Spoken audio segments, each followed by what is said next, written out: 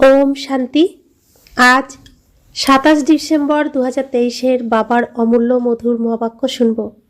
আজকের মুরলিতে বাবা বলেন, বাচ্চারা তোমরা দেবতাদের থেকেও উচ্চ শ্রেষ্ঠ, কারণ তোমরা চটি সর্বোচ্চ। বাবার সাহায্যকারী তোমরা, যে বাবার সহায়তাকারী হন বাবা তাদের পুরস্কার দেন।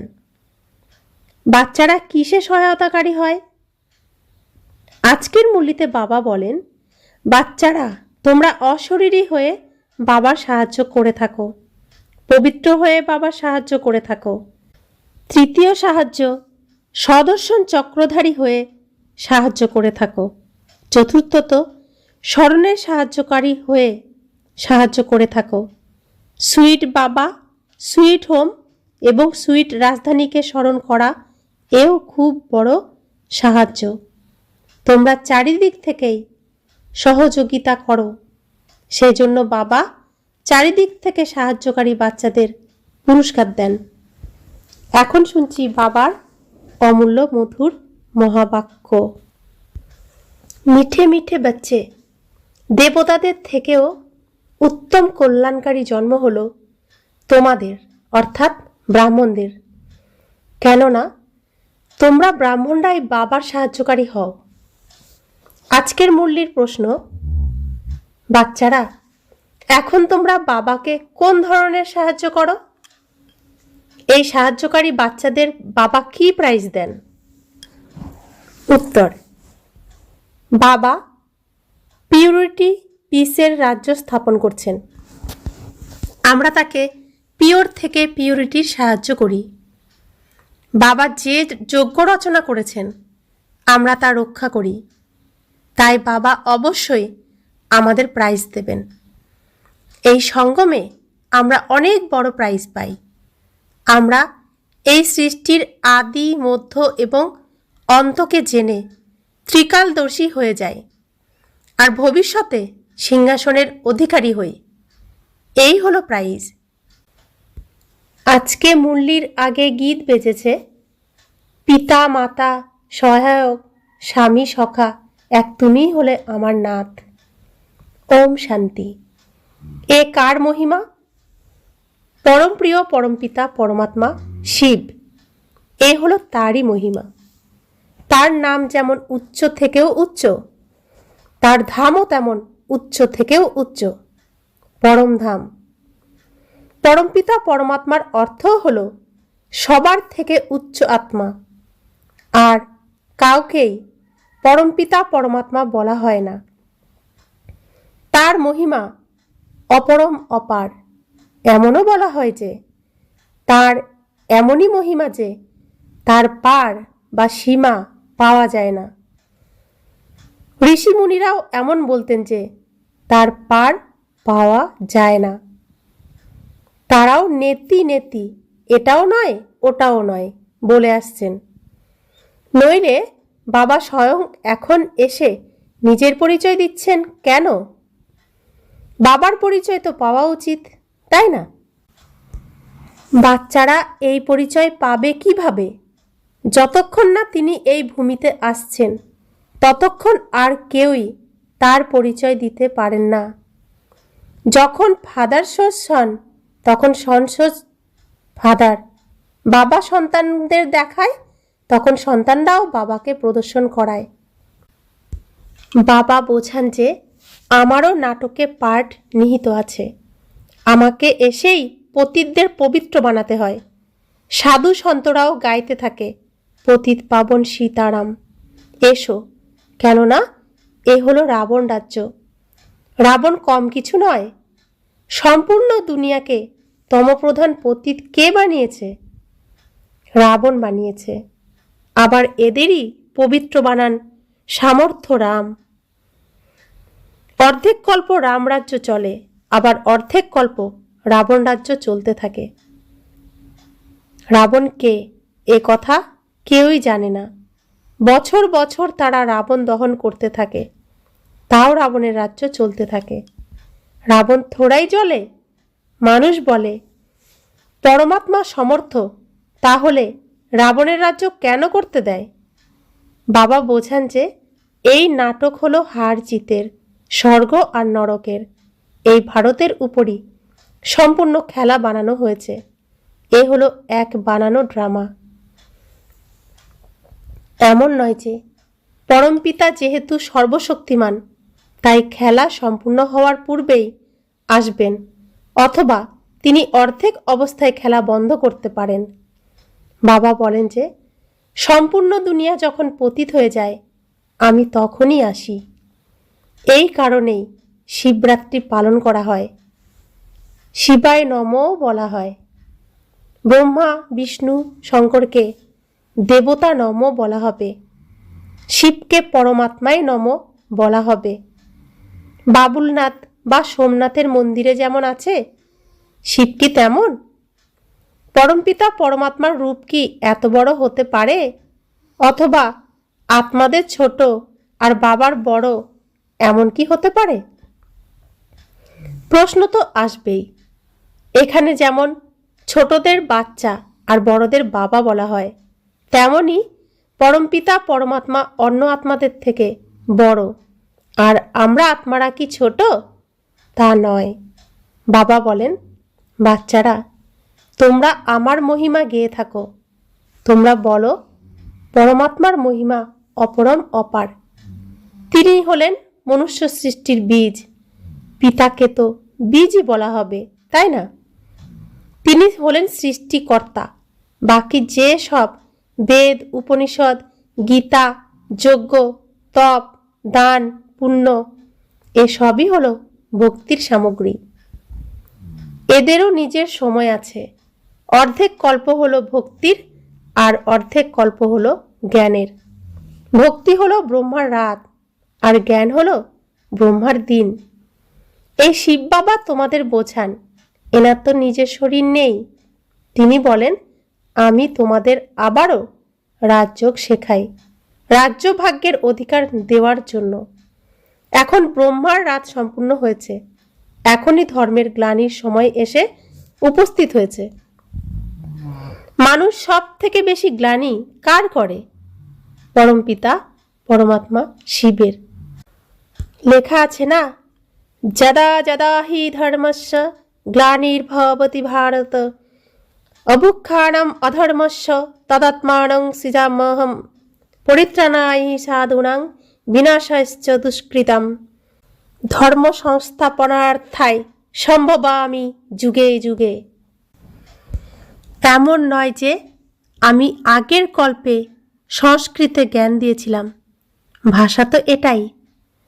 ভারতে যখন দেবী দেবতা ধর্ম স্থাপনের জন্য অতি মাত্রায় গ্লানি হয়, আমাকে মানুষ নুড়ি পাথরে বলে দেয়, আমি তখন আসি। যে ভারতকে স্বর্গ বানায়, পতিতকে পবিত্র বানায়, তার কত গ্লানি করেছে। বাচ্চারা তোমরা জানো ভারত হলো সব থেকে পুরানো খণ্ড, যা কখনোই বিনাশ হয় না। সত্যযুগে লক্ষ্মীনারায়ণের রাজ্য এখানেই হয়। এই রাজ্য স্বর্গের রচয়িতাই দিয়েছেন। এখন তো সেই ভারতই পতিত।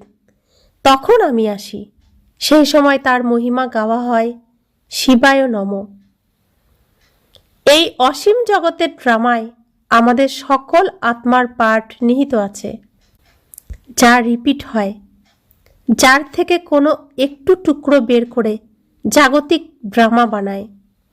এখন আমরা ব্রাহ্মণ, এরপর দেবতা হব। এ হলো ঈশ্বরীয় বর্ণ। এ হলো তোমাদের 84 জন্মের অন্ত। এতে তোমাদের 4 বর্ণের জ্ঞান আছে। তাই ব্রাহ্মণ বর্ণ সব থেকে উঁচু, কিন্তু মহিমা বা পূজা দেবতাদের হয়। ব্রহ্মার মন্দিরও আছে, কিন্তু কেউই জানে না যে এখানে পরমাত্মা এসে ভারতকে স্বর্গ বানান। স্থাপনা যখন হয় তখন বিনাশেরও প্রয়োজন। তাই বলা হয় রুদ্র জ্ঞান যজ্ঞে বিনাশের অগ্নি জ্বালা প্রজ্বলিত হয়।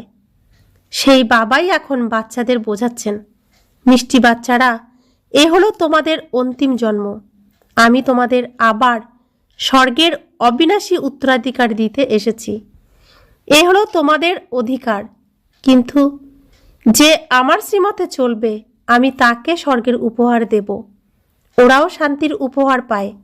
বাবা কিন্তু তোমাদের স্বর্গের উপহার দেন। বাবা বলেন, আমি কিন্তু নেব না। আমি তোমাদের দ্বারা স্থাপনা করাই, তাই তোমাদেরই এই উপহার দিই। তোমরা তো শিব বাবার পৌত্র এবং ব্রহ্মার সন্তান। এত বাচ্চা তো প্রজাপিতা ব্রহ্মাই দত্তক নেবেন, তাই না? এই ব্রাহ্মণ জন্ম হলো তোমাদের সব থেকে উত্তম জন্ম। এ হলো কল্যাণকারী জন্ম। দেবতাদের জন্ম অথবা শূদ্রদের জন্ম কল্যাণকারী নয়। তোমাদের এই জন্ম হলো খুবই কল্যাণকারী। কেননা তোমরা বাবার সাহায্যকারী হয়ে এই সৃষ্টিতে পবিত্রতা এবং শান্তি স্থাপন করো। ওই পুরস্কার দাতারা সে কথা কি জানেন? ওরা তো কোনো আমেরিকান আদিদের দিয়ে দেয়। বাবা তবুও বলেন, যারা আমার সাহায্যকারী হবে আমি তাদের প্রাইজ দেব। পবিত্রতা থাকলে সৃষ্টিতে শান্তি এবং সমৃদ্ধিও থাকবে। এ তো বেশ্যালয়। সত্যযুগ হলো শিবালয়। শিব বাবা সেই যুগ স্থাপন করেছেন। সাধু সন্ন্যাসীরা হলেন হঠযোগী। তারা গৃহস্থ ধর্মের মানুষদের সহজ রাজযোগ শেখাতে পারেন না, যতই হাজার বার গীতা মহাভারত পড়ুক না কেন। ইনি সবার বাবা। তিনি সকল ধর্মের মানুষদের বলেন, তোমাদের বুদ্ধিযোগ এক আমার সঙ্গে লাগাও। আমিও এক ছোট বিন্দু, এত বড় নই। আত্মা যেমন, আমিও ঠিক তেমনই পরমাত্মা। আত্মাও এই ভ্রুকুটির মধ্যে থাকে। এত বড় হলে এখানে কি করে বসতে পারত? আমিও ঠিক আত্মারই মতো। আমি কেবল জন্ম মরণ রহিত, সদা পবিত্র, আর আত্মারা জন্ম মরণে আসে। আত্মা পবিত্র থেকে পতিত, আবার পতিত থেকে পবিত্র হয়। বাবা এখন আবার সবাইকে পতিত থেকে পবিত্র বানানোর জন্য এই রুদ্র জ্ঞান যজ্ঞ রচনা করেছেন। এরপরে সত্যযুগে কোনো যজ্ঞ হয় না। আবার দ্রাপর যুগ থেকে অনেক প্রকারের যজ্ঞ রচনা করা হয়। সম্পূর্ণ কল্পে এই রুদ্র জ্ঞান যজ্ঞ একবারই রচনা করা হয়। এতেই সকলের আহুতি হয়। এরপর আর কোনো যজ্ঞের রচনা করা হয় না। কোনো বিপর্যয় এলেই যজ্ঞের রচনা করা হয়। বর্ষা না হলে বা অন্য কোনো বিপর্যয় এলে যজ্ঞ রচনা করা হয়। সত্যযুগ আর ত্রেতায় কোনো বিপর্যয় হয় না। এই সময় অনেক প্রকারের বিপর্যয় আসে। তাই সব থেকে বড় সেট শিব বাবা যজ্ঞ রচনা করিয়েছেন। তাই তিনি প্রথম থেকে সাক্ষাৎকার করান কেমনভাবে আহুতি পড়ে, কেমনভাবে বিনাশ হবে, কেমন করে পুরানো দুনিয়া কবরখানা হয়ে যায়। এই পুরানো দুনিয়াতে তোমরা কেন মন লাগাবে? তাই তোমরা বাচ্চারা এই পুরানো দুনিয়ার সন্ন্যাস করো। ওই সন্ন্যাসীরা তো কেবল গৃহের সন্ন্যাস করে। তোমাদের গৃহ ত্যাগ করতে হবে না। এখানে গৃহস্থ জীবন দেখাশোনা করেও তোমাদের কেবল এর থেকে মমত্ব দূর করতে হবে। এ সবই মৃত, এতে কেন মন আটকে রাখবে? এ তো মৃতের দুনিয়া। তাই বলা হয়, পরিস্থানকে স্মরণ করো, কবরস্থানকে কেন স্মরণ করছো? বাবাও দালাল হয়ে তোমাদের বুদ্ধির যোগ তার সাথে যুক্ত করেন।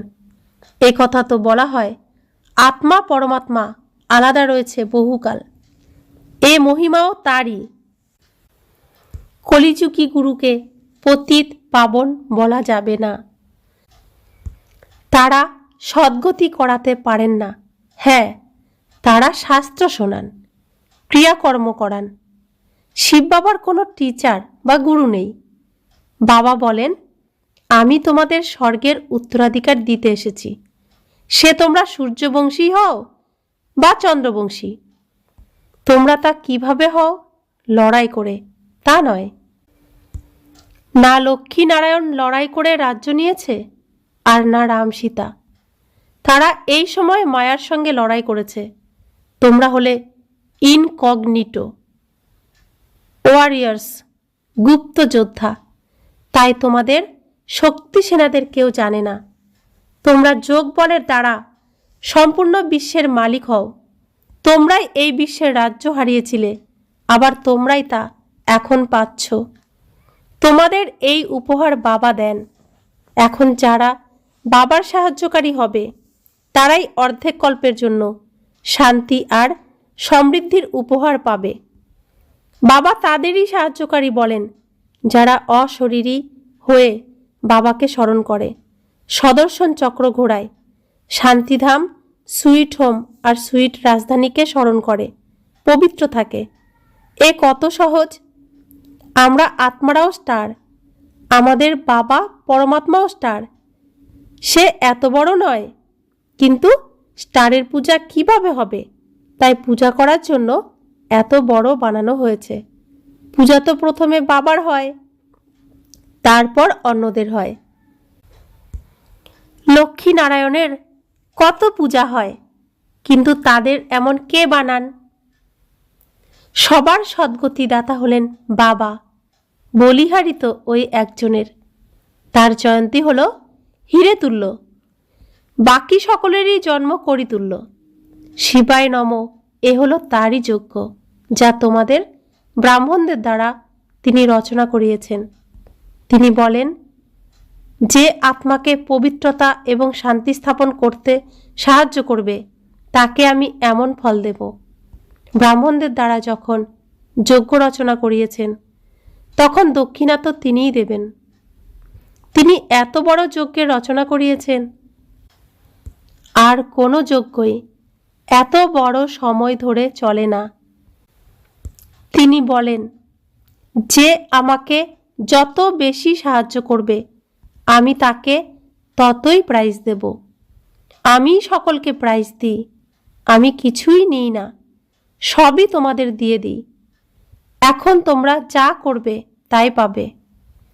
অল্প করলে প্রজাতে চলে যাবে। গান্ধীকেও যে সাহায্য করেছিল সেও তো প্রেসিডেন্ট, মিনিস্টার ইত্যাদি হয়েছিল। এ হলো অল্পকালের সুখ।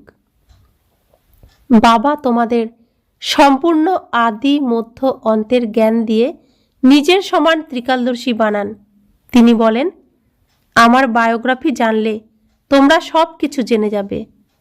সন্ন্যাসী থোড়াই এই জ্ঞান দিতে পারে। তাদের থেকে অবিনাশী উত্তরাধিকার কি পাবে?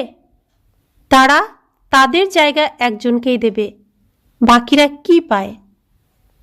বাবা তোমাদের সবাইকেই আসনের অধিকারী করেন।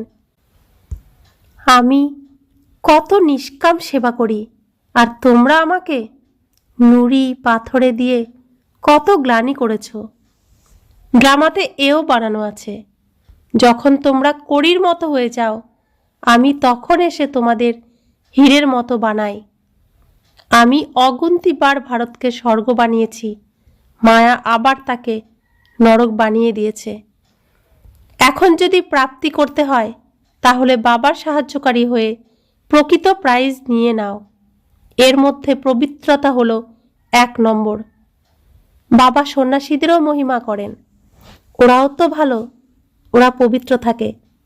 এরাও ভারতকে অবনমন হওয়ার হাত থেকে রক্ষা করেন, না হলে কি জানি কি হয়ে যেত। এখন কিন্তু ভারতকে স্বর্গ বানাতে হবে, তাহলে অবশ্যই ঘর গৃহস্থে থেকে পবিত্র থাকতে হবে। বাপদাদা দুজনেই বাচ্চাদের বুঝিয়ে বলেন। শিব বাবাও এই পুরানো জুতোরূপী শরীরের দ্বারা বাচ্চাদের রায় দেন। তিনি নতুন কাউকে দিতে পারেন না। তিনি মাতৃগর্ভে আসেন না, তিনি পতিত দুনিয়া পতিত শরীরেই আসেন। এই কলিযুগে হলো ঘোর অন্ধকার। এই ঘোর অন্ধকারকেই আলোকময় বানাতে হবে, আর এই আলোকময় বানানোর জন্যই আমাদের পিতা সেই পরমধাম থেকে এখানে এসেছেন। अच्छा, मीठे मीठे सिखिला दे बच्चों प्रति माता पिता बाप दादा का याद प्यार और गुड मॉर्निंग। रूहानी बाप की रूहानी बच्चों को नमस्ते। हम रूहानी बच्चों की रूहानी माता पिता बाप दादा को याद प्यार गुड मॉर्निंग और नमस्ते नमस्ते नमस्ते। शुक्रिया बाबा, शुक्रिया बाबा, शुक्रिया। ধারণার জন্য মুখ্য সার 1। অসীম জগতের এই দুনিয়াকে মন থেকে সন্ন্যাস করে নিজের মমত্ব দূর করতে হবে। এখানে মন লাগাবে না।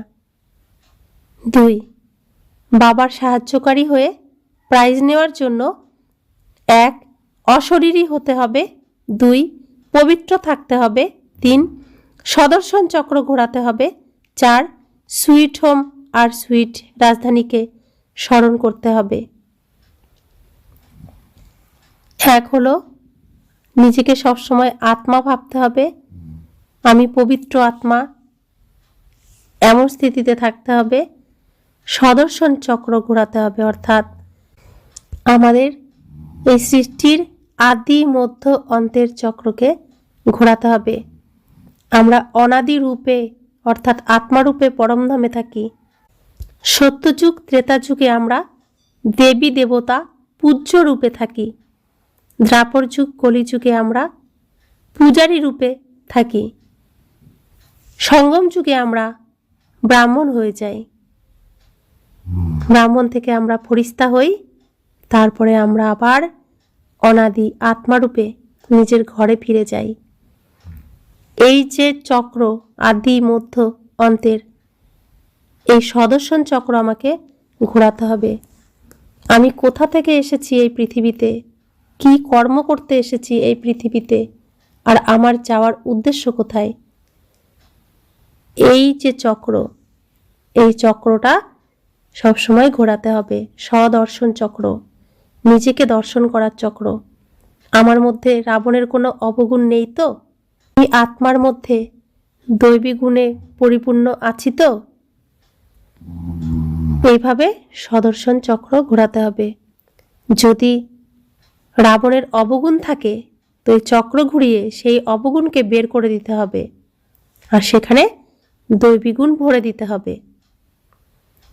আর বাবা বলছেন সুইট হোম অর্থাৎ আমাদের বাড়ি পরমধাম শান্তিধাম, আর সুইট রাজধানী বৈকুণ্ঠ।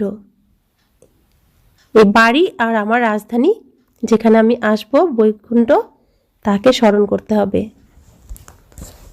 বরদান। বিশেষত্বকে সামনে রেখে সর্বদা খুশি মনে এগিয়ে যাওয়া নিশ্চয় বুদ্ধি বিজয়ী রত্ন ভব।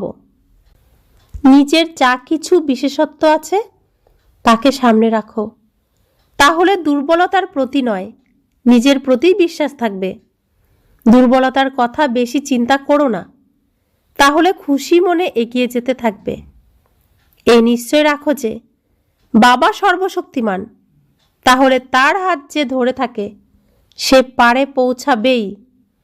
এমন সদা নিশ্চয় বুদ্ধি বিজয়ন্তী রত্ন হয়। নিজের প্রতি নিশ্চয়, বাবার প্রতি নিশ্চয়, আর ড্রামার প্রতিটি সিন দেখেও তাতে সম্পূর্ণ নিশ্চিত থাকলে তখনই বিজয়ী হতে পারবে। স্লোগান। পিউরিটির রয়্যালটিতে থাকো, তাহলে জাগতিক আকর্ষণ থেকে পৃথক হয়ে যাবে। ওম শান্তি।